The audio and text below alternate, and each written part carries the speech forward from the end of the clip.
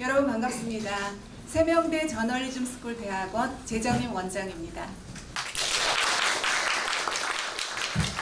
저희 대학원 부설 저널리즘 연구소에서는 현직에서 아주 탁월하게 활동하고 있는 언론인들을 초청을 해서 사회 현안에 대해서 견해를 좀 들어보고 또 예비 언론인들의 궁금증에 대해서도 답하는 시간을 마련하고 있습니다.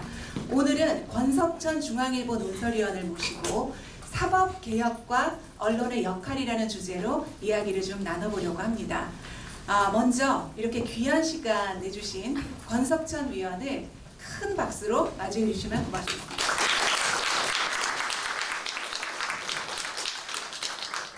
오늘 오신 분들은 대부분 이제 권석천 위원에 대해서 잘 알고 오시는 분일 텐데 오늘 이 자리에서는 조금 더 자세히 이력에 대해서 좀 소개를 해드리려고 합니다. 학교는 서울대 법학과를 나오셨고 한국외국어대학에서 석사를 받으셨네요. 예. 석사 전공은 뭐 하셨어요? 행정학을 했습니다. 그러니까 법학의 바로 옆 동네에 있는 예. 행정학을 하셨네요. 박사학위도 할 생각이 있으세요? 박사학위를 하면 60이 넘지 않을까 싶어서 아직 생각을 안 못하고 그게 무슨 상관입니까? 네. 100살까지 살지도 모르는데. 네. 그리고 처음에 경향신문으로 입사를 해서 네.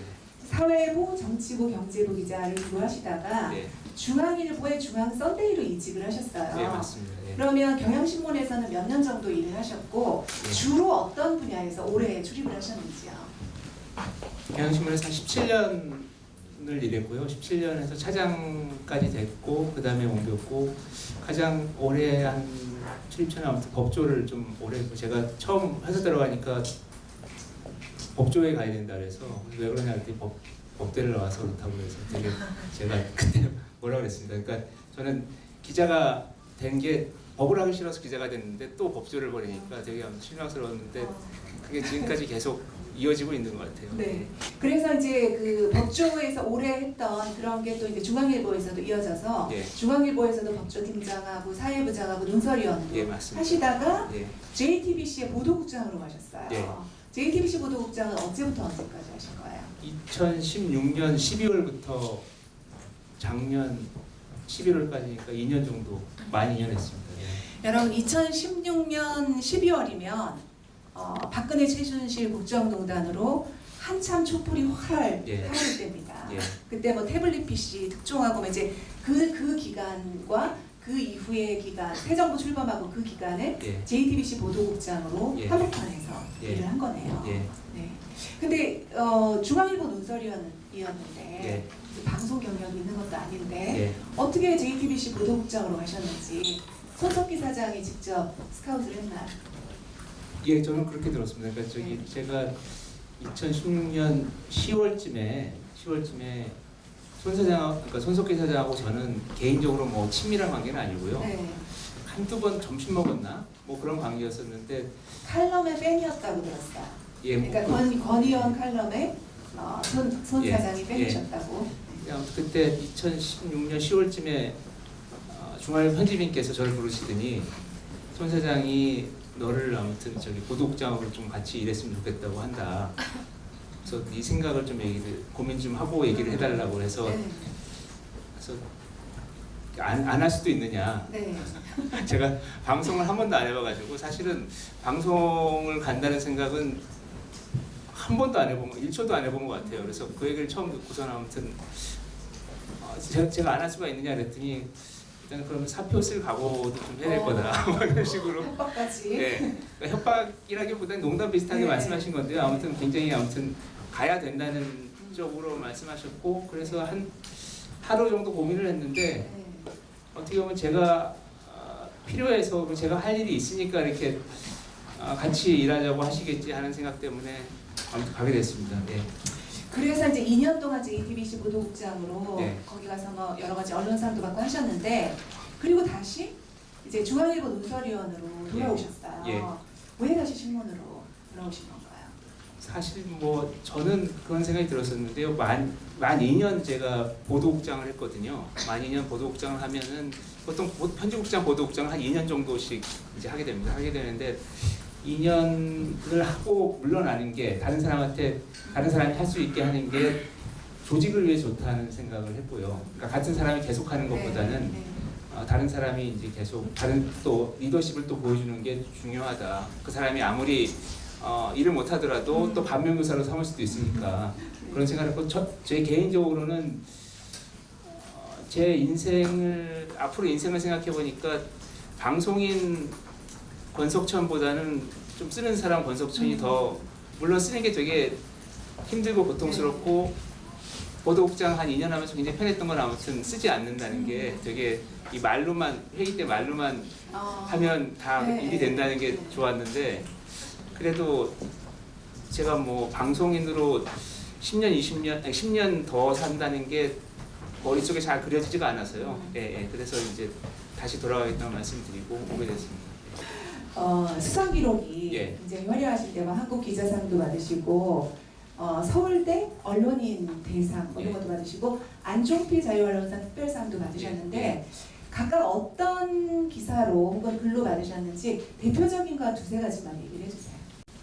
한국 기자상이랑 그 서울대 언론인 대상은 같은 기사로 받았는데요. 그때 나라 살림 이대로는 안 된다라는 시리즈를 한 24회 정도 했습니다. 그러니까 탐사 보도, 심층 보도 비슷한 한 면 정도를 24회 정도 해서 그거 갖고 이제 상을 받았고요. 그 다음에 또 떠오르는 기사는 뭐 여러 제가 사실은 그 법조 경향신문 법조했을 때 그 책으로도 나왔는데 네가 검사냐라는 책이 네. 있습니다. 예. 무슨 당신 검사 맞아? 예. 그 책을 쓸 때 한 6개월 정도 그러니까 김영삼 정부의 검찰 수사를 갖고 이제 6개월 정도 취재를 해가지고 매주 한 면씩 썼거든요. 그것도. 그러니까 그 기사도 좀 기억이 남고 그걸 통해서 많이 좀 배웠던 기억이 납니다. 권위원의 이력을 한번 이렇게 살펴봤는데 여기까지만 들어도 저는 참 흥미롭습니다. 더 궁금하신 분은 나중에 우리 강연 후반부에 1시간 정도를 여러분들한테 질문하시고 또 답변을 들을 수 있는 시간을 드릴 테니까 그 시간을 활용해 주시기 바랍니다. 그러면 지금부터 사법개혁과 언론의 역할이라는 주제로 권 의원이 준비해 오신 말씀을 잠깐 듣도록 하겠습니다.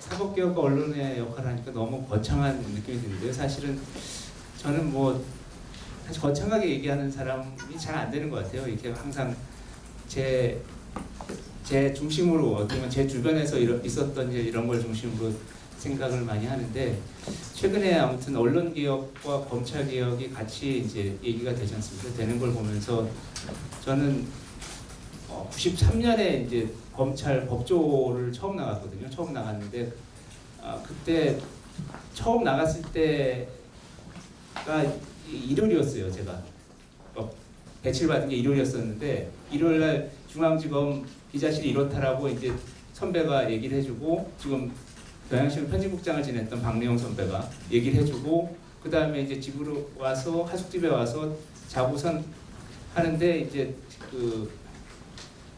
일진 선배가 저한테 전화를 했더라고요. 그러니까 삐삐를 한 거죠. 삐삐를. 그래서 공중전화를 해서 했더니 야 너 이렇게 물 먹을 수가 있냐. 그래서 사실은 제가 나가면 딱 하루였거든요. 일요일날. 근데 그 월요일날 아침에 전화해서 그러니까 삐삐를 해서 네가 물 먹은 거 이렇게 물 먹을 수 있냐. 그래서 그래서 깜짝 놀라서 그 중앙지검 가봤더니 그때 이진 선배, 그러니까 중앙지검 일진인 선배가 거의 실종이 되어버렸어요. 그때 생각을 해보면 사실은 검찰에서 뭘 듣느냐, 뭘 흘려주는 걸 받느냐, 거기에 따라서 정말 기자들의 어떻게 보면 하루가 아니라 평생의 어떤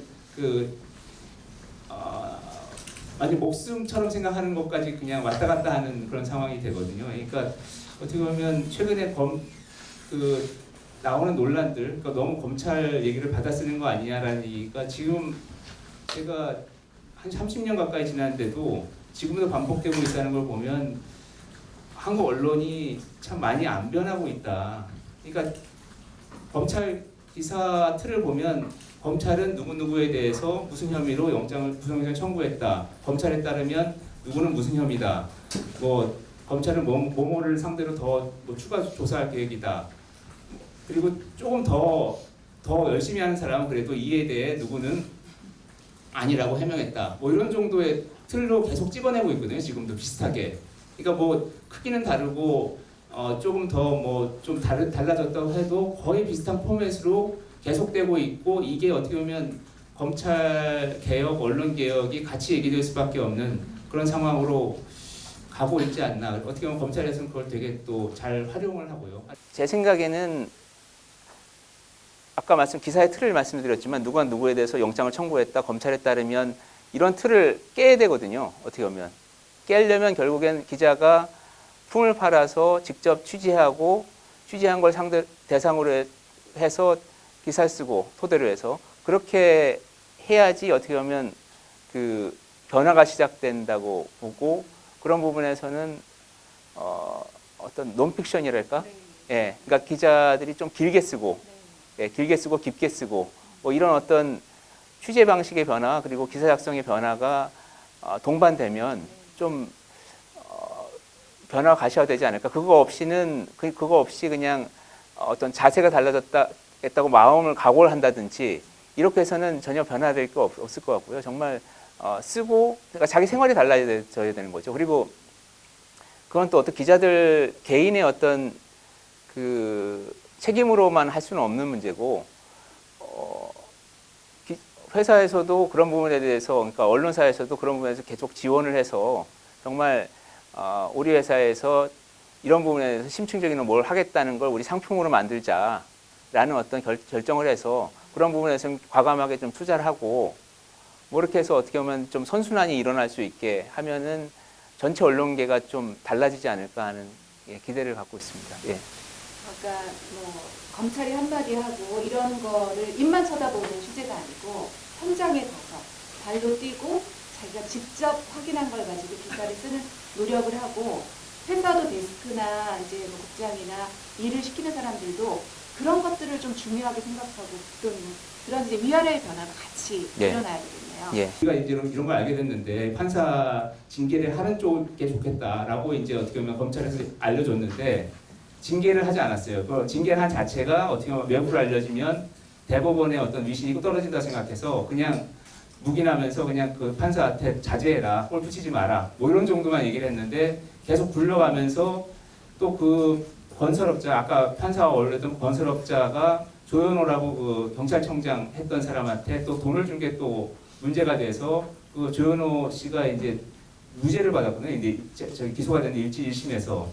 근데 그 판사가 이제 계속 이제 문제가 더 커지니까 법원행정처에서는 다시 이제 법원장한테 전화해서 이 판사 그만둘 때까지는 좀 그 2심 항소심 재판이 안 했으면 좋겠다, 선고를 안 했으면 좋겠다고 전화를 해요. 그러면 그리고 갑자기 그 끝났던 재판이 다시 이제 시작이 되고 다시 진행이 되다가 결국 판사가 그만두고 사표를 내고 일주일 뒤에 선고가 나오고 갑자기 무죄가 유죄로 뒤집히고 뭐 이렇게 해서 되는데, 그러니까 원래 뒤집을 생각이었는지 모르겠지만 아무튼 그렇게 되어버리거든요.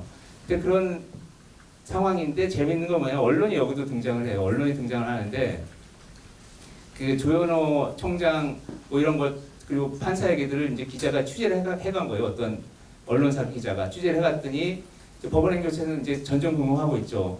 근데 그 판사가 또 같이 어울렸던 그 지금 그때 당시에 청와대 정무수석한테 전화를 해가지고 좀 막아달라 하니까 정무수석이 그 언론사에 전화해서 야 좀 봐달라, 앞으로 우리가 잘 좀 해줄게 해가지고 그걸 기사를 못 나가게 또 막거든요. 이거 어떻게 보면 저는 그 언론, 그 다음에 검찰, 법원, 그 다음에 어떻게 보면 정치인들 이런 사람들이 다 하나로 좀 묶여서 돌아가지 않나. 그러니까 뭐 내부자들이야 뭐 영화도 있었지만 사실은 그게 굉장히 극단적으로 압축 과장을 했지만은 사실은 그런 구조가 계속 되고 있지 않나 하는 생각이 들고요. 그러니까 그런 부분에서는 사실 언론이 검찰만 개혁한다고 해서 될 문제는 아니고 사실 언론도 개혁돼야 되고 정치도 개혁돼야 되고 뭐 그런 상황인 거죠. 최근에 뭐 저기 윤석열 검찰총장이 뭐 검찰 개혁이라고 막 내놨잖아요. 그래서 뭐 공개 소환 금지하겠다. 그다음에 또 뭐 심야 조사 못하게 하겠다. 그 다음에 축소하겠다. 뭐 이런 것들을 하는데 그거를 뭐 검사들 의견을 물어보지 않고 그냥 자기가 다 얘기하고 있거든요. 그러니까 어떻게 보면 굉장히 제왕적인 권력을 그 내부에서도 하고 있는 거고 사법농단의 구조도 보면은 대법원장이 모든 다 권한을 갖고 모든 걸 다 제왕적으로 하고 있는 거고 뭐 그런 상황인 거죠. 그래서 일부 언론사에서는 또 어떻게 보면 또 제왕적 권력이 또 내부에 또 있고 뭐 정당도 마찬가지고 그러니까 이런 제왕들이 몇 명의 제왕들이 이렇게 어떻게 보면 손잡고 손에 손잡고 하면은 뭐 어떻게 보면 그런 부분에서 농단들이 계속 이루어졌던 게 아닌가. 박근혜 정부의 국정농단도 사실은 그런 어떤 그 제왕들이 몇 명의 제왕들이 이제 어떻게 보면 계속 주고받으면서 거래하면서 이루어졌던 것들이 아닌가 하는 생각이 들어서 그래서 그런 부분들을 바꾸려고 한다면 사실은 언론도 달라져야 되는 거죠. 언론이 계속 검찰 개혁만 요구하는 게 아니고 자기 자신들도 어떻게 변할지에 대해서 고민을 하고 그리고 외부에서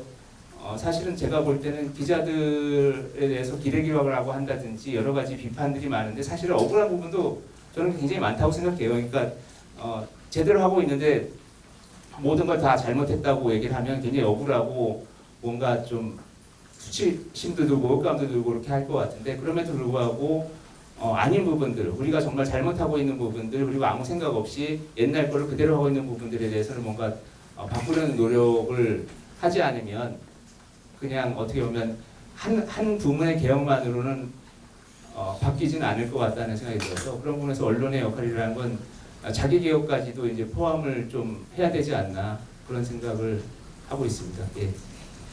일단 지금 하신 말씀과 관련해서 여러분이 이제 궁금한 게 막 생기셨을 때 그거는 나중에 한꺼번에 질의답변 시간에 그 질문을 하시기 바랍니다. 지금 들으면서 그런 표현을 쓰셨잖아요. 내부자들, 우리가 본 영화. 그러니까 우리가 검찰, 법원, 뭐 청와대 개혁 이렇게 얘기하지만 검찰 속에도 여전히 제왕이 있고 법원에도 여전히 제왕이 있고 그 다음에 언론사에도 제왕이 있는 언론사들이 많이 있죠. 우리나라 재벌 기업은 어떻습니까? 그러니까 우리 사회 곳곳에 제왕들이 존재하고 그 제왕들끼리 손잡으면 내부자들 같이 뭔가 그 끼리끼리 일어나는 어떤 음모나 범죄가 있고 억울한 사람은 계속 억울해야 되고 이런 상황을 누가 깨야 되겠는가? 각 분야에서 다 노력을 해야 되겠지만 언론도 굉장히 노력할 부분이 많다. 이런 점을 지적을 해주신 것 같습니다. 지금부터는 제가 이제 그 얼마 전에 책 쓰셨다는 말씀을 하셨기 때문에 그 책 얘기도 굉장히 저도 그 책을 굉장히 감명 깊게 읽었고 야 정말 취재도 치밀하게 하고 우리 사법 제도가 갖고 있는 법원 체제가 갖고 있는 문제점을 정말 피부에 와닿게 잘 설명했다. 이런 생각이 들어서 우리 대학원에도 필독서로 제가 담배문제 그 사다 놓고 했는데 그 얘기를 조금 해보도록 하겠습니다. 말하자면 양승태 전 대법원장 시절에 사법농단을 다룬 예. 두 얼굴의 법원이라는 책이에요. 여기를 보면 그러니까 그 사법농단을 드러나게 만드는데 기여한 이탄희 판사 얘기가 굉장히 자세하게 나오고요. 예. 그래서 굉장히 취재를 치밀하게 하셨다 이런 느낌이 드는데 처음에 이 책을 어떻게 쓰게 된 건지 취재는 어떻게 하셨는지 그것도 예. 굉장히 궁금합니다. 책을 쓰게 된 거는 그러니까 제가 작년 아까 말씀드린 11월 말 그러니까 12월 달에 이제 다시 중앙일보 논설위원으로 다시 돌아왔거든요. 돌아와서 제 계획은 좀 쉬자. 좀 약간 책도 읽고 약간 그동안 책도 못 읽고 거의 뭐 신문을 방송과 달리 쉬는 날이 없거든요.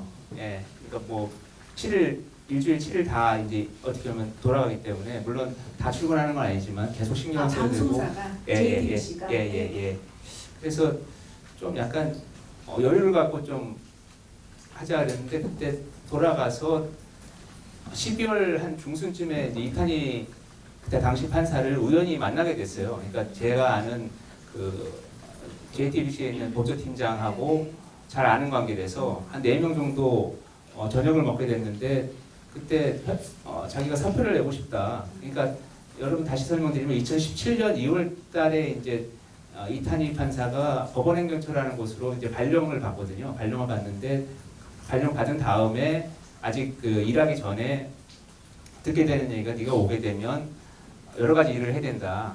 판사 뒷조사 한 파일도 네가 관리하게 될 것이고, 그 다음에 국제인권법 연구회라고 판사 연구 모임에 대해서 좀 안 된다는 논리도 네가 전파를 해야 되고, 뭐 이런 얘기를 듣고선 고민하다가 사표를 냈거든요. 근데 사표를 결국 이제 말리는 이제 법원에서 말리니까 결국 다시 철회하고, 이제 그게 이제 그 다음 달에 경향신문에 보도되면서 이제 사법농단이라는 게 불거진 거죠. 이제 그러면서 블랙리스트 문제가 나오고, 좀 더 하다 보니 법원에 조사하다 보니까 컴퓨터를 열어보니까 거기서 재판거래 의혹이 나오고 뭐 이렇게 하면서 불러갔던 상황이고, 제가 만났을 때는 그때는 헌법재판소에 어떻게 파견 비슷하게 이제 나와 있었던 상황이었어요. 근데 그때 사표를 처음 낸 상황이고, 두 번째 이제 사표를 내는 걸 고민을 할 때였는데, 저한테 처음 만났는데 아무튼 사표를 내고 싶은 생각이 든다. 그래서 왜 사표를 내는, 당신 같은 사람이 계속 판사를 해야 되지 않느냐라고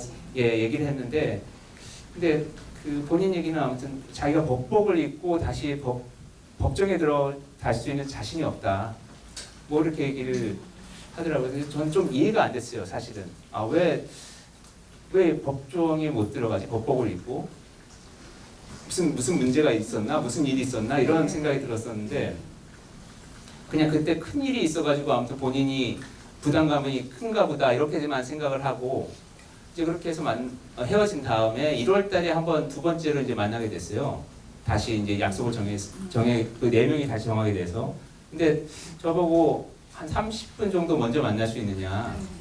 그래서 만나자고. 그래서 만난 느낌은 아무튼 사표 얘기가 아닐까라고 예감을 했죠. 예감을 했는데 만났더니 뭐 짐작한 것처럼 사표를 냈다.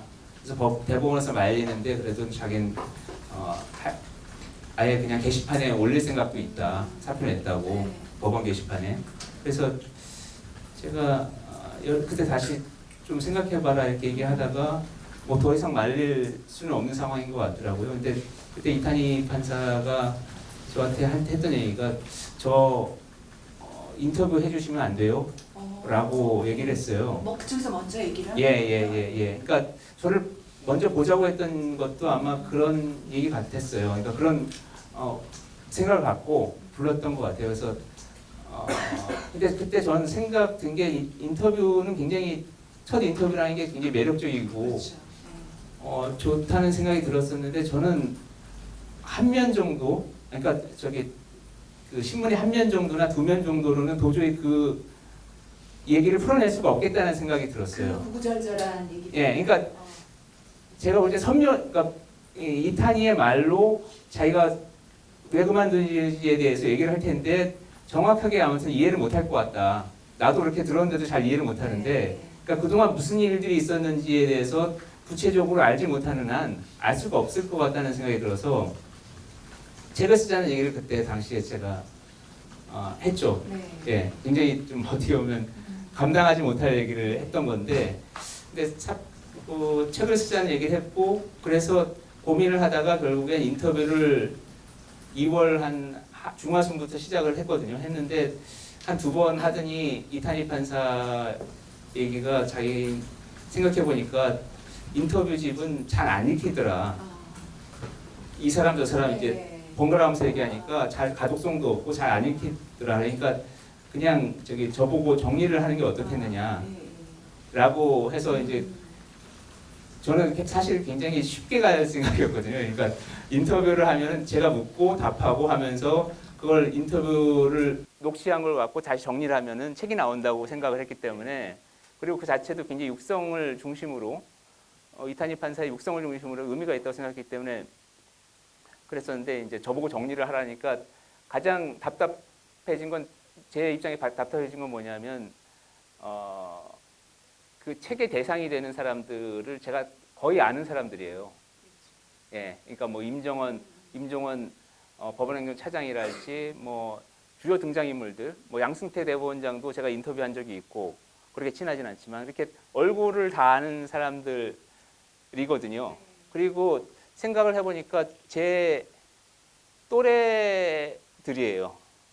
그러니까 제가 50대 뭐 53, 뭐 이 정도인데 53, 4인데 제 대학 동기들이 거기에 포함되어 있고 그 이상의 어떤 60대들, 5, 60대들이 이제 돼 있거든요. 근데 생각을 해보니까 이탄희 판사의 중거 집단은 3, 40대예요. 그러니까 젊은 판사들.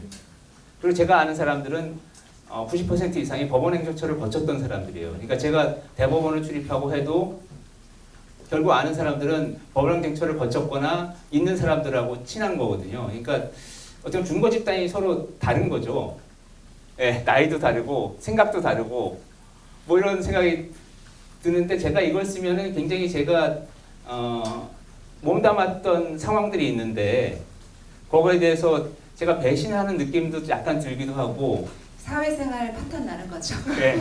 그러니까 인간관계가 다 이제 끊어진다는 생각을 안 할 수가 없겠더라고요. 그래서 그때 이탄희 판사한테 솔직하게 얘기를 했어요. 제가 아무튼 이런 부분이 고민이 된다. 그랬더니 그때 메일을 보냈나? 이탄희 판사가 메일을 보내서 고민이 되겠다고. 그러니까 사실 중거 집단이 다르는 건 굉장히 다른 건데 안 하셔도 된다고 저한테 메일을 보냈어요. 이렇게 해서 메일을 보내고 2, 3일 고민하다가 하기로 했죠. 하기로 한 거는 가장 큰 거는 아무튼 제가 알고 싶었던 게 큰 것 같고요. 네. 또 속으로는 아무튼 또 약간 기자로서 욕심이 있었던 것 같고요. 이걸 좀 아무튼 쓰고 싶다. 알고 싶고 쓰고 싶다라는 생각이 들었던 것 같고 그리고 뭐 제가 책임지는 입장에서도 한번 써야 되지 않나 하는 생각이 들었고 뭐 이렇게 해서 그래서 인터뷰를 다시 이제 제가 책을 쓰기로 하고 인터뷰를 다시 시작을 했고 인터뷰를 한 10번 정도 했어요. 한 2, 3시간씩 10번 정도 했고 근데 10번 정도 할 때 좀 힘들었던 건 뭐냐면 굉장히 어두운 얘기들이잖아요. 이게. 그렇죠. 예. 그러니까 본인이 힘들었고 어떻게 보면 뭐 책에는 직설적으로 못 썼지만 아무튼 되게 아무튼 고통스러운 부분들이 있었거든요. 예. 그런 것들을 제가 같이 이제 어떤 감정이입을 하고 하지 않으면 또 못 따라가잖아요. 이렇게 같이 얘기를 해주고 같이 듣고 하고 같이 어떻게 보면 우울해하고 뭐 이런 과정들을 거치는 게 쉽진 않았던 것 같고 그 다음에 이탄희 판사가 3월 중순인가 사표를 낸 상태 이제 2월 말에 냈기 때문에 사표 내고 이제 스페인으로 한 달 갔어요. 그러니까 혼자서 가족도 없이 이제 혼자 가서 이제 쭉 돌아다녔었는데 사실은 이탄희 판사가 3월 중순에 간 다음에 제가 굉장히 멘붕에 빠졌어요. 저 혼자 이제 남으니까 이걸 어떻게 써야 되나. 그리고 이탄희 판사가 그때 요구했던 거 뭐냐면 딱 하나의 조건은 뭐냐면 8월까지 책을 써달라는 거였어요. 그러니까 왜 8월이냐는 부분인데 사실은 이게 그때 양승태 전 대법원장에 대한 재판 결과가 나올 거라고 생각을 했거든요. 그러니까 구속 재판 기간이 6개월이기 때문에 2월에 기소됐기 때문에 8월 초에는 나올 것이다. 근데 만약에 무죄가 나오면 모두가 무죄니까 이제 어떻게 보면 다 무죄가 돼버리고 이렇게 이 문제가 있다고 했던 사람들은 이상한 상황이 될 수도 있다.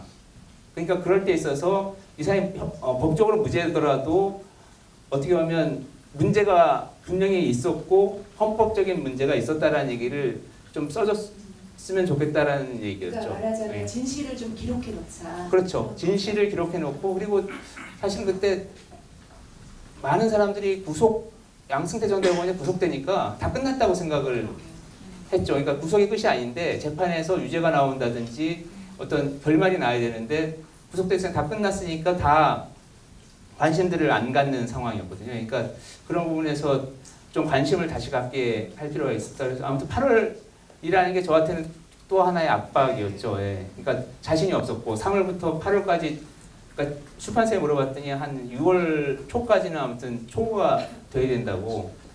그러니까 2달 정도 아무튼 작업을 해야 되기 때문에 그래서 그때 굉장히 했고 그 다음에 쓰다 보면 그리고 취재하다가 보면 이제 추가 취재를 하니까요. 추가 취재를 하다 보면 사람들을 자꾸 부딪히게 되고 저 어떻게 보면 좀 약간 외로움 같은 게 이제 들더라고요. 예. 그래서 그때 제가 술을 잘 못 마시는데 뭐 매일 저녁 좀 맥주를 마시고 싶다 이런 생각이 들어서 뭐 혼자 혼술도 하고 평생 처음으로 이렇게 했었습니다. 여러분 네. 우리 그 대학원에서 언론윤리 수업을 하는데 이제 이런 상황을 가정해서 만약에 저런 상황이라면 너는 어떡할래? 이런 거를 돌아가면서 토론도 좀 해봅니다. 그러니까 정말 진실을 기록하기 위해서 아까 그 인간관계의 바탕도 각오를 해야 되고 친하고 나에게 굉장히 취재와 관련해서 중요한 얘기를 해줄 수 있는 사람인데 등 돌릴 각오를 할 수밖에 없는. 실제로 이제 그 두 얼굴의 법원을 읽어보면 정말 그 실명으로 조목조목 어떤 사람이 어떤 행동을 했고 하는 게 너무 적나라하게 기록이 되어 있기 때문에 그 사람하고 과거에 가졌던 어떤 그 인간적인 정 뭐 이런 거가 많이 좀 파괴됐겠다 이런 생각을 하면서도 읽었는데 그런 고민, 그러니까 여러분들 입장에서는 기자 선배, 언론인 선배가 겪었던 고민의 일단을 좀 드러내 보여주신 것 같아요. 그 책을 통해서 그러나 어쨌든 기록을 하셨고 그게 이제 그 몇 달 전에 나왔는데 이 책을 읽는 독자들이 좀 유념해줬으면 하는 이 부분을 좀 이렇게 그 간파해줬으면 하는 강조하고 싶은 메시지는 보였던가요?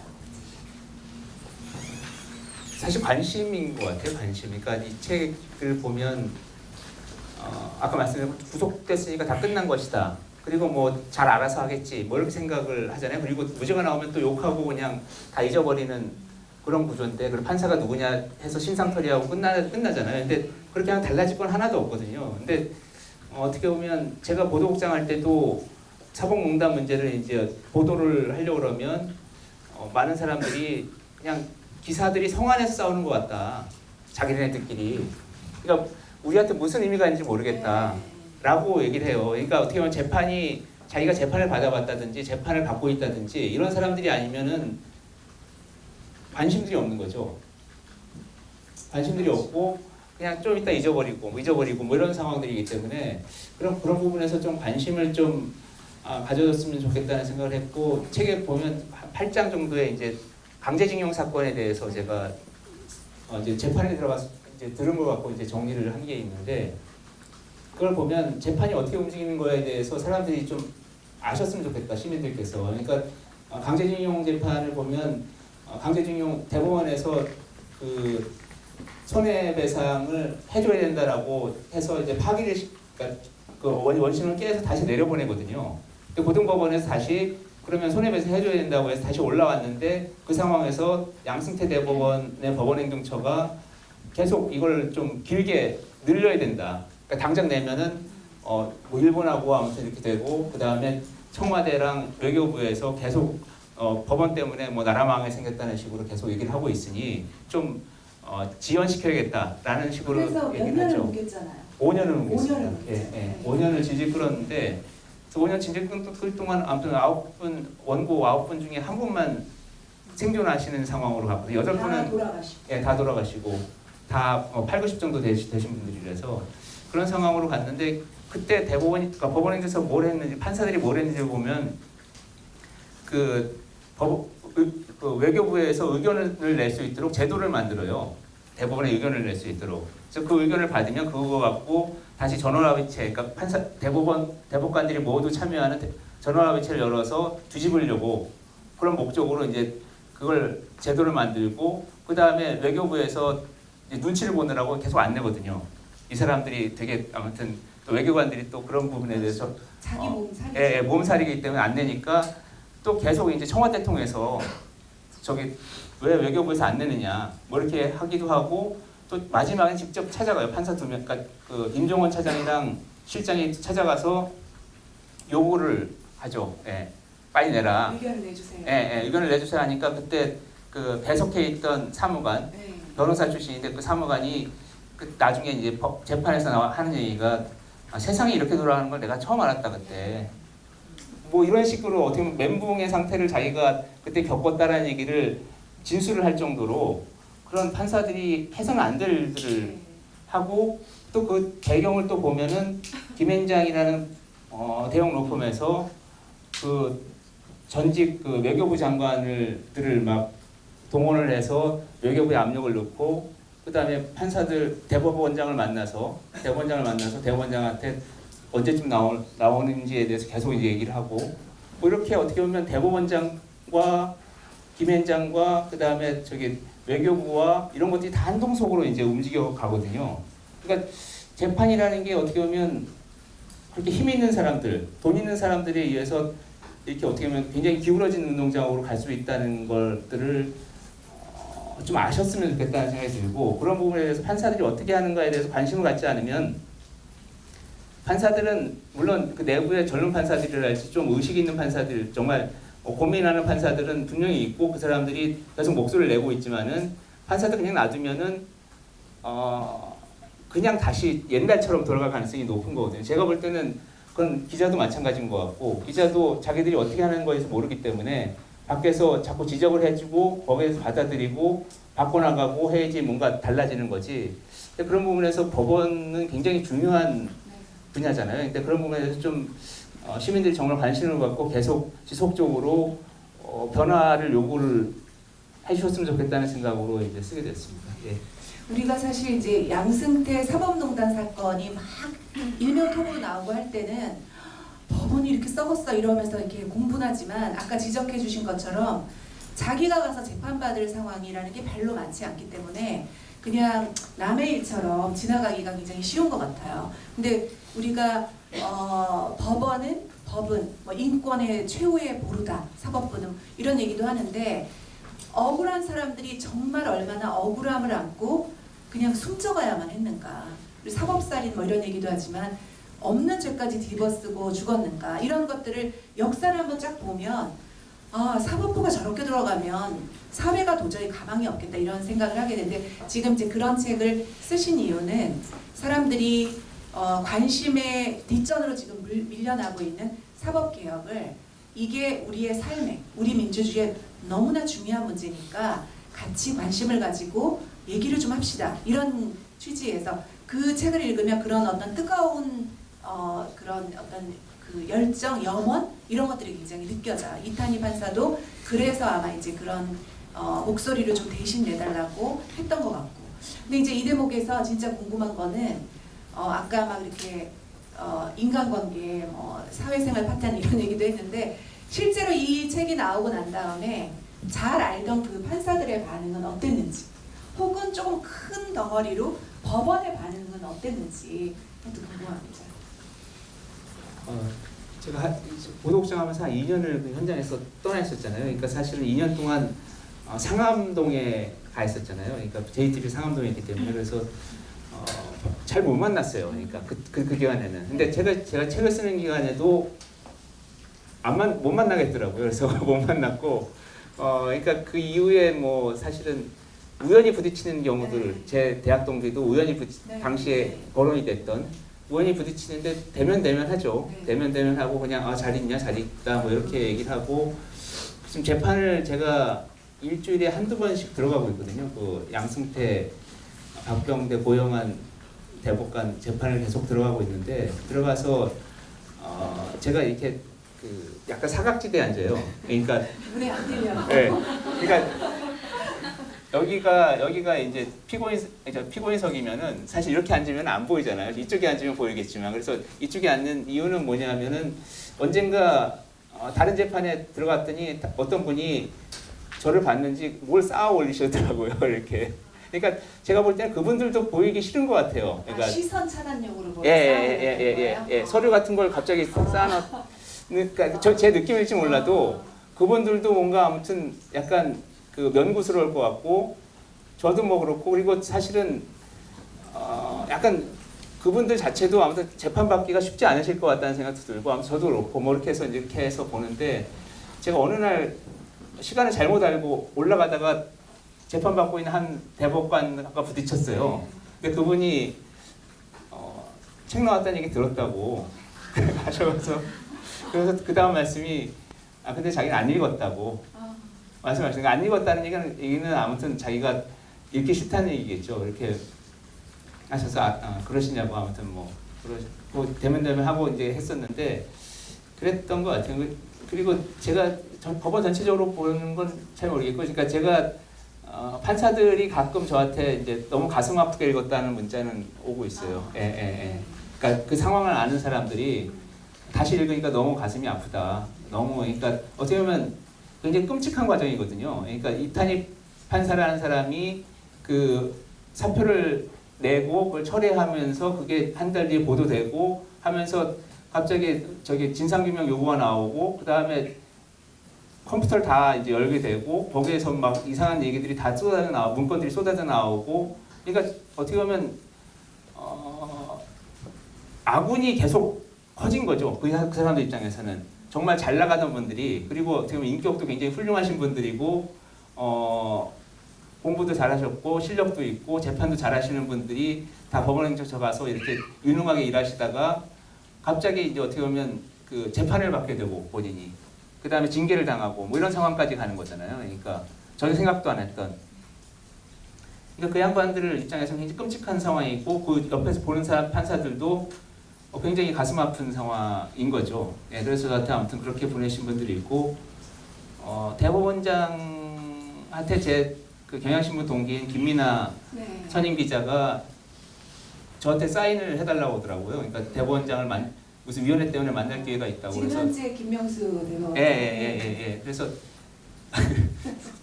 뭐 좋아할까? 그러니까 제가 책에 보면 김명수 대법원장에 대해서도 이렇게 좀 비판적으로 네. 담았거든요. 그래서 좀 활발하게 움직이지 않는. 예, 그래서 일단 써보라고 해서 이제 사인해서 이제 줬더니 이제 대법원장이 받고선 이미 사봤다. 사봤는데 이런저런 부분은 아무튼 자기가 좀 아쉽다. 자기도 뭐 노력한 부분들이 있는데 뭐 이런 얘기를 하셨다고 해서 그랬죠. 예, 그리고 그 책을 쓸 때 가장 마지막까지 고민했던 게 반론 부분이었거든요. 그러니까 그 책에 보면은 K 부장이라고 나와요. K 부장이라고 이탄희 판사의 정말 친한 정말 따르던 선배 판사인데 이탄희 판사가 사표를 내니까 2017년 2월에 사표 내니까 철회를 하고 설득하면서 주인은 계속해서 바뀐다. 그러니까 주인이라는 건 이제 대법원장이 바뀐다는 거죠. 우리 묵묵히 일만 하면 되고 그 다음에 너는 저기 잠깐 복귀 못하면 사법연수원에 가 있어라. 그 다음 대법원장이 오게 되면 널 쓰려고 할 것이다. 뭐 이런 식으로 얘기를 설득을 하거든요. 그러니까 이탄희 판사는 되게 그게 충격이었던 것 같아요. 예. 믿었던 선배인데. 믿었던 선배인데 전혀 다른 얼굴을 보여주는 모습에 네.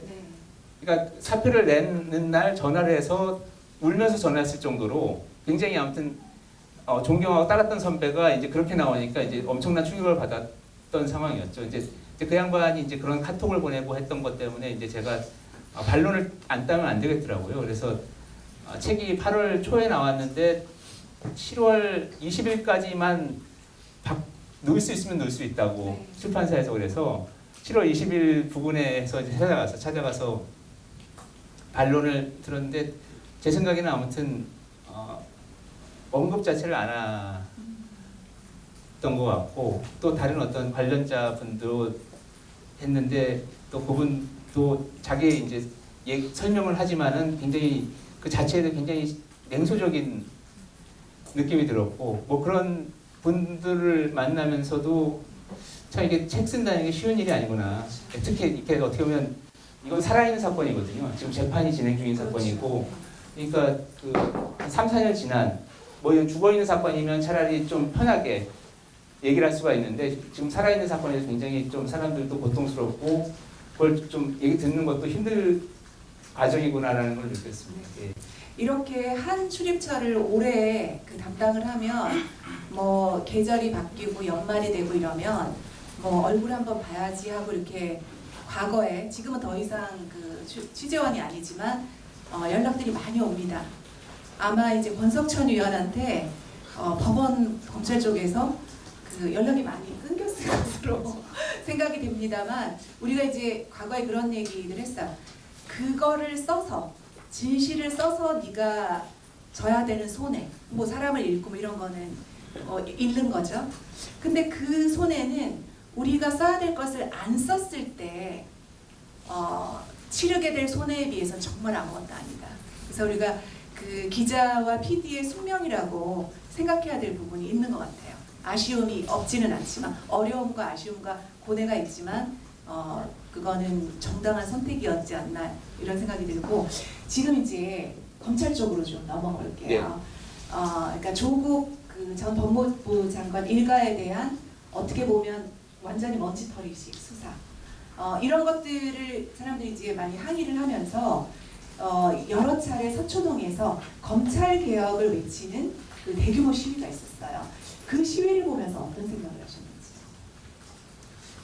그래서 전 개인적으로 서초동 집회를 안 갔거든요. 네. 안 갔는데 그 이유 중에 하나는 아무튼 그 조국 전 장관에 대해서 안 됐으면서도 싫었다 그럴까? 뭔가 아무튼 편들기 어렵다는 느낌이 많이 들었어요. 그러니까 뭐 조국 수호 검찰 개혁이면 검찰 개혁은 제가 100% 동의하고 뭐 조국 장관 전 장관이 아무튼 당했던 어떤 수사의 어떤 가혹함이랄지 이런 거에 대해서는 굉장히 그런 분노랄지 이런 거에 공감을 하지만은 조국 전 장관이 어떤 수사 과정이나 그 전에 이제 의혹 제기됐을 때의 어떤 보였던 모습에 대해서는 동의하지 못하는 부분이 많거든요. 네, 그래서 어떻게 보면 약간 양가 감정이랄까요? 그러니까 서로 모순된 감정이 이제 네. 부딪히는 그런 걸 제가 이번에 좀 많이 느꼈었는데 그런 상황이기 때문에 이제 어떻게 보면 좀 굉장히 심란했죠. 예, 심란한 상황이었었는데 중요한 건 아무튼 결과적으로 아니면 어떻게 보면 이미 그렇게 예정돼 있을지도 모르겠는데 검찰 개혁이라는 건 굉장히 중요한 어떤 쟁점으로 지금 돼가고 있고 이런 과정을 통해서라도 어떻게 보면 새로운 변화를 또 가져오는 게 또 역사이기도 하고 하니까요. 어떻게 보면 그런 부분에서는 검찰 개혁에 좋은 계기가 됐다고 저는 생각을 하고 또 서초동에 나오신 시민들도 어떻게 보면 그런 어떤 그러니까 제가 아까 말씀드린 것처럼 관심을 가져야 되는데 네. 법원 재판에 관심을 가지고 자기 일처럼 생각을 안 했는데 어떻게 보면 조국 전 장관에 대한 수사를 보면서 자기 일처럼 생각을 하셨던 게 아닌가. 그 다음은 또 내 차례가 될 수도 있다는 생각을 하셨던 게 아닌가. 내가 찍혀서 저렇게 털리면 어떻게 될 것인가. 그렇죠. 너무 예. 가혹하다. 예. 이런 부분. 예. 그런 부분에 대해서 공감을 하게 됐고 뭐 그랬던 것 같아요. 그런 부분들은 굉장히 어떻게 보면 그전에는 없었던 거거든요. 어떻게 보면 학계나 정치권이나 이런 데서 검찰 개혁을 얘기했지 시민들이 저렇게 어떻게 보면 모여서 검찰 개혁을 구호로 얘기를 했다는 건 굉장히 한국 역사에서 별로 없던 장면이라서 네. 그런 부분에서는 굉장히 긍정적인 어떤 변화의 계기가 되지 않을까 그렇게 생각을 합니다. 검찰 개혁이라는 과제가 좀 이렇게 달성될 수 있는 쪽으로 좀 긍정적인 가능성을 좀 높인 거다. 예. 이렇게 생각을 하시네요. 예.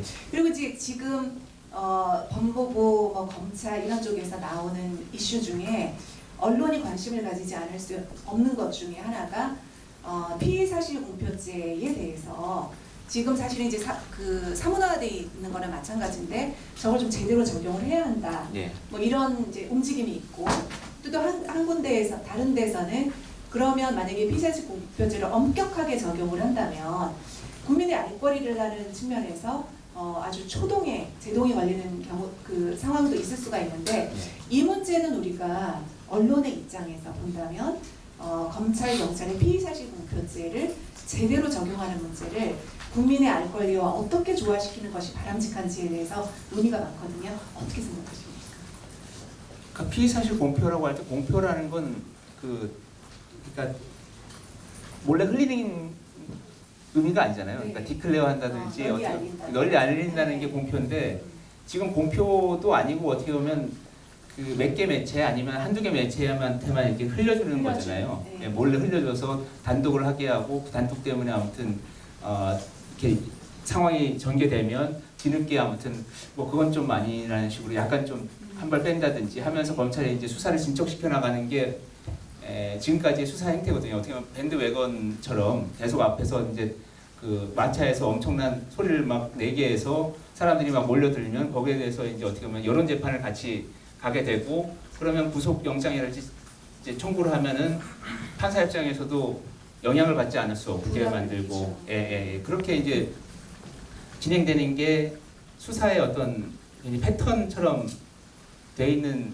상황이잖아요. 그러니까 그런 부분에서 언론 입장에서 보면은 가장 현장에 있는 기자들 입장에서는 하나라도 얘기해주면 쓰고 싶죠. 그렇죠. 예, 쓰게 되고 쓰고 싶고 그걸 하면 또 회사에서 인정도 해주고 칭찬도 받기 때문에 쓰고 싶은 거고 저도 뭐 일선에 있을 때 그런 욕심들이 굉장히 많았던 생각이 들어요. 제가 만약에 그거를 못 썼다, 근데 다른 타사에 썼다 그러면 굉장히 아무튼 낭패감이랄지 약간의 열등감도 들고 아무튼 나는 왜 이럴까 이런 생각도 자존감도 들고 아무튼 여러 가지로 아무튼 피폐해지고 그렇거든요 사람이. 그러니까 그런 부분을 이제 안 하기 위해서 계속 열심히 검사한테 물어보고 이제 약간 눈치를 할지 아니면은 뭐 변화라 하나라도 캐치를 해가지고 그거 갖고 뭘 한다든지 이렇게 어떻게 보면 굉장히 검사의 일거수일투족에 굉장히 관심을 갖게 되는 주목하게 되는 그런 상황으로 가게 되는데 알 권리를 생각해 보면 저는 알 권리라는 게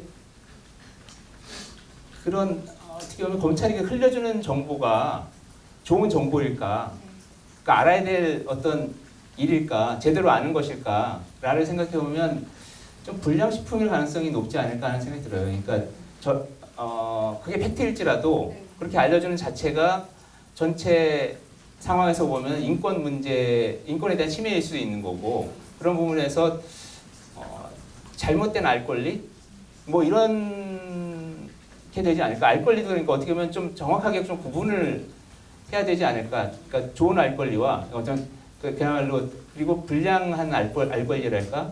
물론 그렇게 하면 조금 더 또 그렇게 그렇게 너무 이원화하면은 취재하는 게 쉽지 않겠지만은 지금은 왜 다리를 가리키는데 달을 봐야지 손가락을 보느냐 이렇게 얘기를 하잖아요. 근데 지금은 어떻게 보면 손가락도 중요하고 달도 중요한 시대가 아닌가 싶어요. 그러니까 뉴욕 타임스에 대해서 뭐 오늘 기사가 나왔던데 거기에 보면 뉴욕 타임스 그 사주가 이제 그 얘기하는 게 우리한테 중요한 거는 콘텐츠가 아니고 저널리즘이다. 그렇게 얘기를 한 걸 보면서 저는 콘텐츠와 저널리즘 뭐가 다를까를 생각을 해봤거든요. 근데 콘텐츠는 사실은 그 속보, 아까 얘기한 것처럼 검찰이 뭘 얘기해 주느냐 이런 거면 저널리즘은 약간 태도랄까, 언론의 태도랄까, 자세랄까, 뭐 이런 거에 가깝지 않을까. 그러니까 내용과 어떤 방식, 태도 뭐 이런 차이가 있지 않을까 싶은데 갈수록 어떻게 보면 저널리즘에 대한 어떤 시민들의 요구가 콘텐츠도 중요하지만은 너희가 정말 제대로 저널리스트답게 하고 있느냐라는 물음들이 굉장히 커지고 있는 것 같거든요. 그래서 그런 부분에 대해서 어떻게 보면 기자들이 응답하기 위해서는 조금 더 그런 고민이 필요하지 않을까. 그냥 알 권리 때문에 우리가 이렇게 하는 것이다라고 만 하는 건 굉장히 불성실하지 않나 하는 생각이 듭니다. 예. 자, 지금까지는 제가 질문을 드렸고 지금부터는 객석에 앉아있는 여러분들이 권석천 위원에게 궁금한 점을 질문할 수 있는 기회를 드리겠습니다. 그 JTBC의 보도국장으로 계실 때 국정농단에 관해서 이제 파헤칠 때도 피의 사실 공표를 좀 검찰 쪽에서 얘기를 많이 듣고 쓰지 않았나 이런 것도 이제 좀 궁금하고, 그리고 두 번째로는 만약에 그 피의 사실 공표죄를 엄격하게 적용하게 되면은 오히려 검찰의 권력이 비대해지는 거 아닌가, 거기에 관해서도 의견을 좀 듣고 싶습니다. 그 고민을 많이 했죠. 그러니까 그런 부분이 고민이 검찰에서 수사 중인 것들을 들었을 때 기자들이 가져오거든요. 가져오면 이걸 써야 되느냐 말아야 되느냐를 할 때 저는 항상 그래도 했던 얘기는 뭐냐면 방어권 부분에서 해명을, 그러니까 어떻게 보면 입장을 제대로 좀 전달을 해줘라라는 얘기를 계속 하려고 노력을 했고, 그 다음에 저는 그러니까 중앙일보 사회부장 할 때도 그렇고 보도국장을 할 때도 그렇고 어떤 생각을 가졌냐면 좋은 기사 쓰는 것도 중요하지만은 나쁜 기사 안 쓰는 게 더 중요하다는 생각을 했거든요. 그러니까 그건 뭐냐면은 좋은 기사는 후배들, 그러니까 일선에 있는 기자들이 열심히 이제 찾아다니잖아요. 찾아다니고 가져오는데 나쁜 기사를 막는 건 결국 데스크 또는 국장단에서 이제 게이트키핑을 해야 되는 문제잖아요. 그런 부분에서 조금 더 기준을 정확하게 좀 세워서 그런 것들을 안 나가게 좀 거르는 게 저의 역할이다라고 생각을 해서 많이 빼려고 노력을 했는데 아무튼 그런 부분에서도 많이 부족한 것들이 많았을 것 같다는 생각 들고요. 그러니까 뭐 그렇게 좀 어떻게 보면 좀 약간 말씀을 드렸으면 좋겠고, 두 번째는 공표가 계속되면 검찰 수사가 더 오히려 비대해지지 않느냐, 검찰 권한이. 저도 그런 생각을 하고 있어요. 그러니까 지금 법무부에서 수사 형사사건 공보규칙인가 만들어가지고 아예 내사 단계부터 뭐 보도를 못하게 이렇게 만든다는 거잖아요. 근데 그게 결국에는 검사들만 좋거든요. 그러니까 검찰의 가장 큰 권력이 뭐냐면 수사하는 것도 있지만은 뭉개는 것도 굉장히 큰 권력이거든요. 그러니까 어떤 사건이 있을 때 분명히 수사를 해야 되는데도 그냥 없던 일로 만들어 문질러 버리는 그런 게 기소도 안 하고. 예, 불기소라는 게 오히려 더 큰 권력일 수 있는데 어떻게 보면 검찰이 그렇게 할 수 있는 어떤 장치가 되어버릴 수 있는 거죠. 그러니까 피의자 인권을 보호한다는 측면에서는 좋지만은 검찰의 어떤 그 수사권이 오히려 더 수사가 음성화되는 그런 부분을 조장하는 측면도 분명히 있어서 저도 그런 부분엔 동의를 하는데, 그러니까 어떻게 보면 그 정현주 KBS 전 사장이 말씀하시는 것처럼 브리핑 제도를 아예 활성화를 해서 검찰이 아예 브리핑을 그냥 공표라기보다는 피의 사실을 공표를 한다면 자기네들 수사 중인 상황에 대해서 제대로 설명을 해주고 아닌 부분은 재판에서 하는 쪽 공개가 되는 쪽으로 가야지 제대로 된 어떻게 보면 그 무기 대등의 원칙에 따른 어떤 싸움이 될 수 있는데 그냥 어떻게 보면 피의 사실 공표 부분만 너무 강조하다 보면은 결국 검찰 것만 더 키워주는 역효과를 내지 않을까 하는 걱정도 하고 있습니다. 예. 그러니까 이제 검사가 혹은 수사하는 경찰이 의도를 가지고 흘려줄 수 있는 이런 개별적인 그 어떤 흘려주는 거에 의존하는 기사 이런 거는 좀 우리가 좀 막고 그 정당한 외부에서의 감시, 정당한 국민의 알 권리를 충족시켜주는 그런 정보는 공식 브리핑을 통해서 그야말로 공표를 하게 하자. 그리고 그거는 어떤 사건에 대해서 어디까지 알려줄 것인지는 합의를 해서 정하자. 무슨 위원회 같은 걸 말. 이런 논의가 지금 되고 있는 것 같아요. 그래서 그 부분을 지금 설명을 해주신 것 같고 다른 질문. 아까 언론의 자기 개혁이 중요하다는 말씀을 해주셨잖아요. 그러면서 기자가 길게 쓰고 깊게 쓰고 취재 방식이 변화해야 하고 언론사도 기자가 그렇게 쓸 수 있도록 지원을 하셔야 한다 했는데 아까 말씀해주신 뉴욕타임즈 기사 저도 봤거든요. 근데 뉴욕타임즈는 기사의 질을 위해서 기자의 수를 1,100명 이하로 유지한 적이 없다 하더라고요. 근데 사실 그게 한국 언론사에서는 쉽지 않은 일이잖아요. 서론이 길었는데 제가 아직 학생이고 기자로 일을 하는 제가 그려지지 않아서 하는 질문인데 기자가 되어서 소위 막내로 일을 할 때 이런 한국 언론사 특유의 상황에서 나쁜 기사를 안 쓰려면 어떻게 해야 하는지 궁금합니다. 나쁜 기사를 안 쓰려면 되게 못돼줘야죠. 선배가 시켜도 그거 못 쓰겠다고 하고 뭐 이렇게 해야 되는데 참 쉽지가 않은 거죠. 그러니까 어떻게 보면 어떤 조직에 들어가서 하나의 어떤 기능을 해줘야 되는데 그 기능을 자기가 안 하겠다고 선언하기는 굉장히 어렵잖아요. 그러면 그 조직 자체가 어떻게 보면 굴러가지 않기 때문에 그런 부분에서 굉장히 어려운 얘기인데 그게 그 고민인 것 같아요. 근데 제가 볼 때는 그게 꼭 길은 없는 건 아니라는 생각이 드는 게 아까 말씀드렸던 것처럼 자기가 있는 현장에서 그렇게 하는 노력들을 하는 기자들이 분명히 있거든요. 분명히 있고 그런 기자들이 좋은 기사들을 지금 또 쓰고 있는 건 사실인 것 같아요. 그러니까 얼마나 그런 어떤 압력을 좀 수용을 하면서 자기 나름대로 어떤 그런 것들을 개척하려고 그리고 중요한 거는 어떻게 보면 예전보다 더 고민이 많아졌잖아요. 그러니까 제가 처음에 들어왔던 90년 그때는 그냥 회사 선배들이 시키는 대로 하면은 그냥 20년 정도 아니면 뭐 부장 정도 되기까지는 회사 다닐 수 있겠다라고 생각을 했는데 여러분이 이제 어떻게 보면 언론사에 들어와서 하는 상황에서는 20년 부장까지 뭐 이렇게 생각하기는 어렵지 않나요? 어때요? 지금도 그렇게 생각하시는지 모르겠는데 뭔가 굉장히 불투명한 상황이잖아요. 그렇다고 뭐 기자라는 직업이 없어지는 않을 텐데 어떻게 보면 일은 있는데 내 직장은 달라질 수 있는 거죠.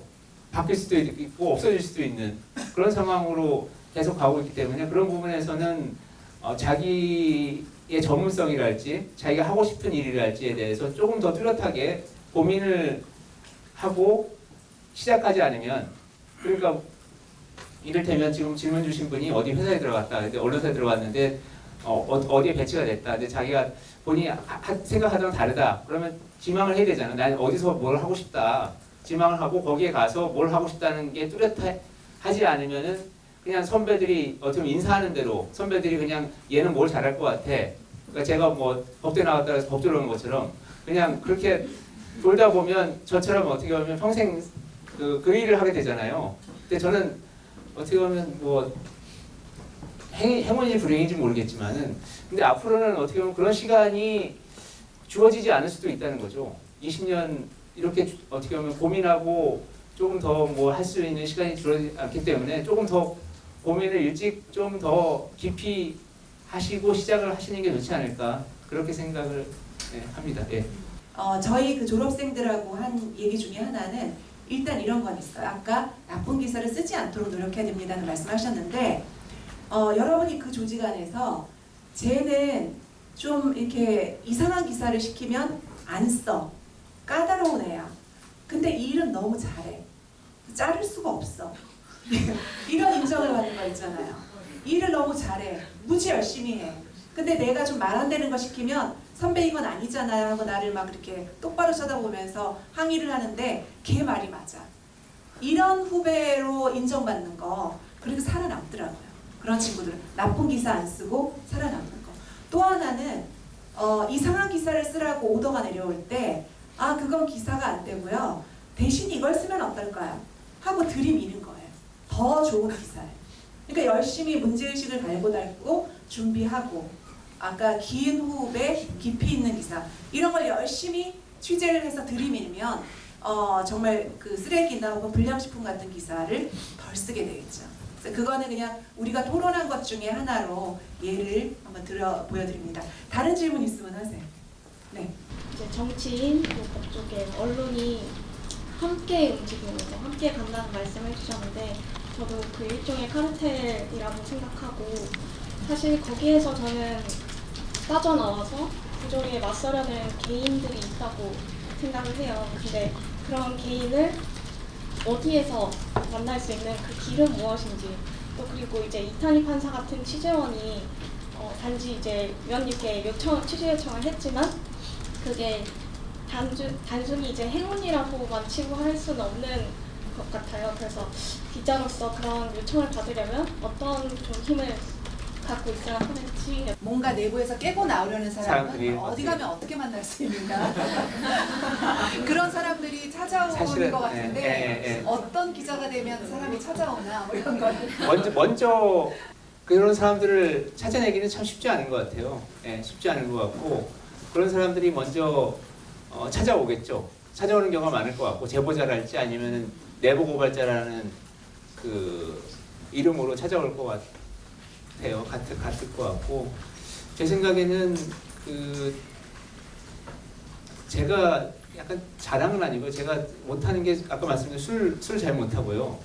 그러니까 술 잘 못하고 그 다음에 사람 사귀는 것도 잘 못하는 것 같아요. 그러니까 어떻게 보면은 일반적으로 기자들이 유능하다랄까?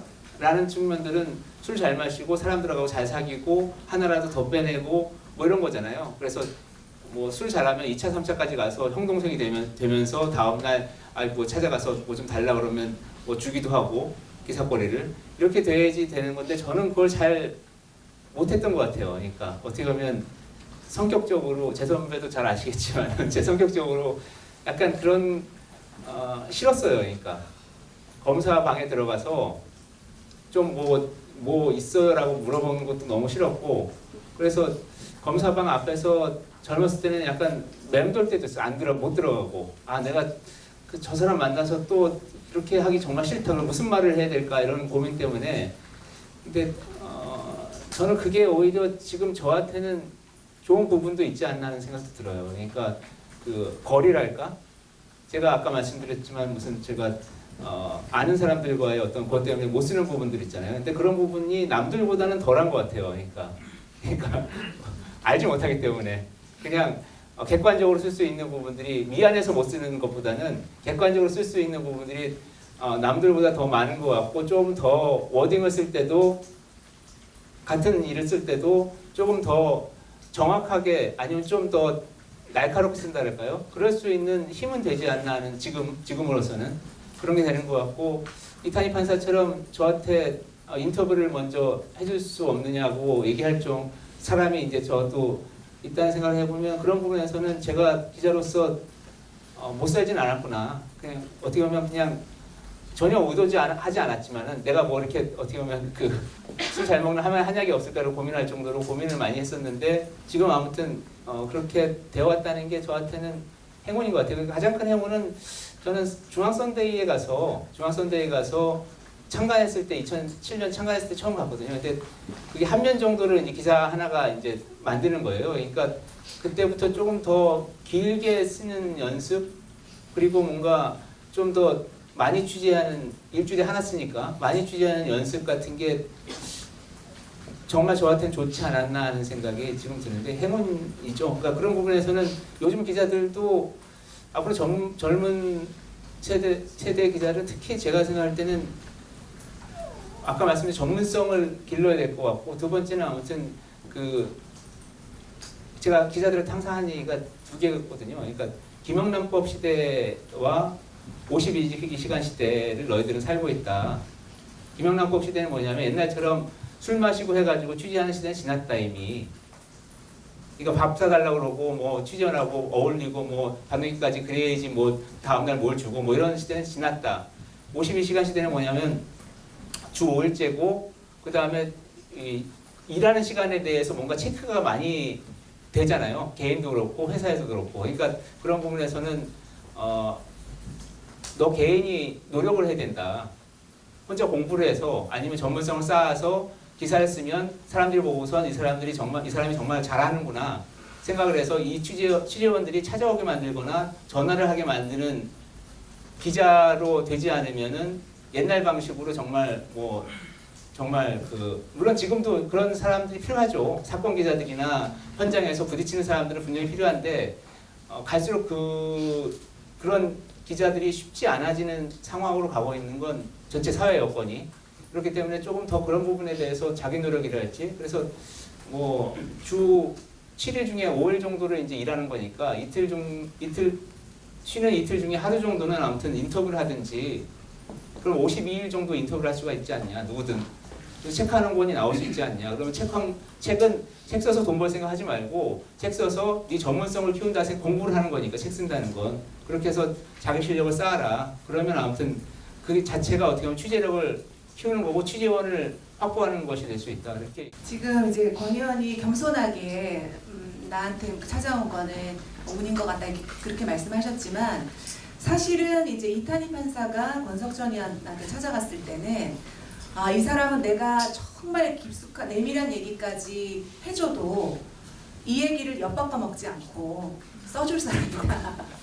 강직한 사람인 것 같다라는 신뢰가 아마 그렇게 글을 보면서 있었을 거고, 그 다음에 또 중요한 거는 내가 하는 말을 제대로 알아듣고 정확하게 쓰겠구나. 법조의 어떤 전문성 같은 거를 생각한 거겠죠. 그 다음에 이분이 쓰는 글은 되게 전달력이 있다. 호소력이 있다. 이게 사실은 제보자가 찾아가는 굉장히 중요한 포인트들이더라고요. 강직한 사람인가, 정확하게 쓸 사람인가, 전달력이 있는 사람인가. 예전에 왜 한동안 PD수첩에 제보가 쏟아진 적이 있어요. 그러니까 다른 방송사를 다 이렇게 문을 두드렸는데도 다 거절했어. 근데 PD수첩은 그걸 끝까지 취재를 해서 위에서 뭐 써라 마라 이렇게 뭐 태클도 많이 들어왔는데 끝까지 보도를 하더라. 강직하더라.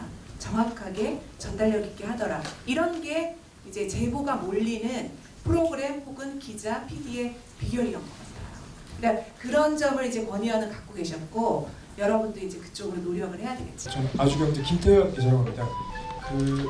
이제 기자 시험 준비할 때 세월호 이후의 세상이라는 칼럼을 쓰신 걸 보고 되게 팬이 되고 롤모델이라고 생각을 하고 있는데요. 오늘날 이제 둘로 갈라진 사회를 봉합하는 책임도 언론에 있는지.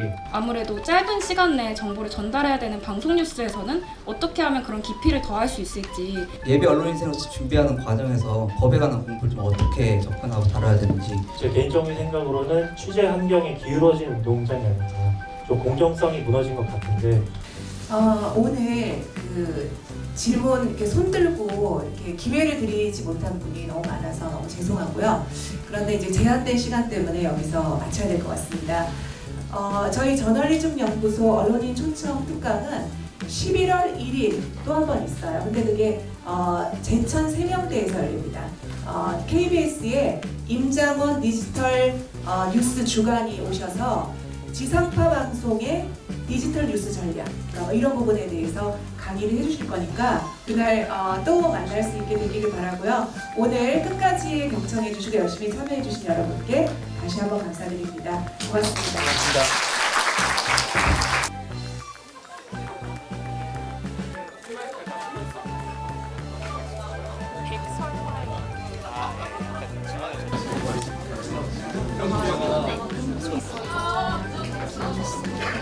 잘 읽었다고. 쓸수 있잖아요. 예, 맞습니다.